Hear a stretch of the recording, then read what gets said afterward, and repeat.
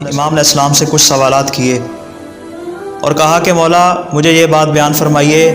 کہ آخر حضرت رسول خدا صلی اللہ علیہ وسلم نے اس بات کا حکم کیوں دیا کہ نماز ظہر سے پہلے 8 نوافل ادا کیے جائیں، اسی طرح نماز عصر سے پہلے 8 نوافل ادا کرنے کا حکم کیوں دیا؟ تو امام علیہ السلام نے ارشاد فرمایا کہ